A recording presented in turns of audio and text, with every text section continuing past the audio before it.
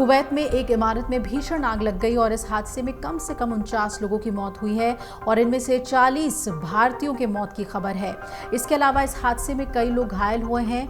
अधिकारियों ने बताया कि कल सुबह कुवैत के दक्षिणी अहमदी प्रांत के मंगफ इलाके में 6 मंजिला इमारत की रसोई में आग लग गई थी और जिस इमारत में ये भीषण आग लगी उसमें 190 से ज्यादा लोग रह रहे थे। सभी एक ही संस्थान में काम करने वाले लोग थे।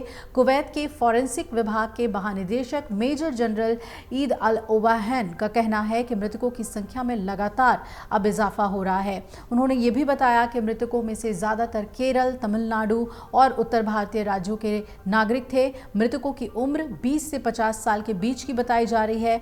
कुवैत में मौजूद भारतीय दूतावास ने इसे लेकर हेल्पलाइन नंबर भी जारी किया है।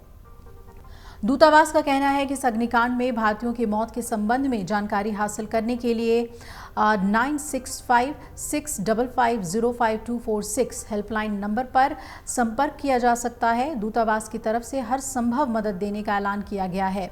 वहीं प्रधानमंत्री नरेंद्र मोदी ने कुवैत में हुए अग्निकांड पर शोक व्यक्त किया और ट्विटर पर लिखा, कुवैत में आग की दुर्घटना दुखद है। मेरी संवेदनाएं उन सभी के साथ है जिन्होंने अपने परिजनों को खो दिया है। मैं प्रार्थना करता हूं कि घायल जल्द से जल्द ठीक हो जाएं।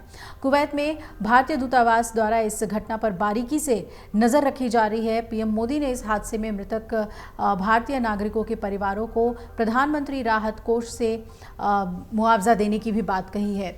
भारत के विदेश मंत्री एस जयशंकर ने सोशल मीडिया पर लिखा कि कुवैत में आग की घटना से आहत हूं। इस घटना में 40 लोगों की मौत हुई है। 50 लोग अभी भी अस्पताल में भर्ती हैं और हमारे राजदूत शिविर में पहुंचे हैं। हम आगे की जानकारी का इंतजार कर रहे हैं।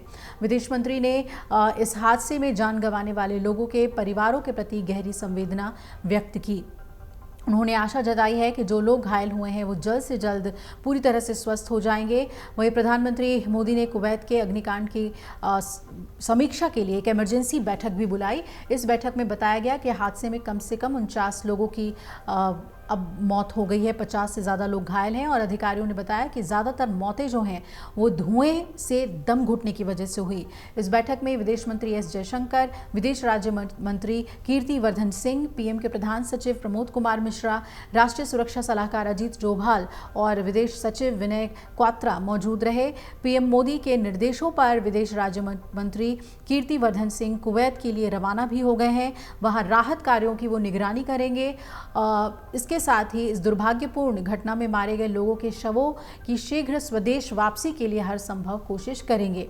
बैठक के बाद विदेश राज्य मंत्री कीर्ति वर्धन सिंह ने कहा कि हम कुवैत अग्निकांड के पीड़ितों के साथ खड़े हैं, उनके प्रति पूरी सहानुभूति है और प्रधानमंत्री के साथ बैठक के बाद ही वो कुवैत के लिए रवाना हो गए हैं। कीर्ति वर्धन सिंह विदेश राज्य मंत्री, उन्होंने क्या कुछ कहा सुनवाते हैं आपको।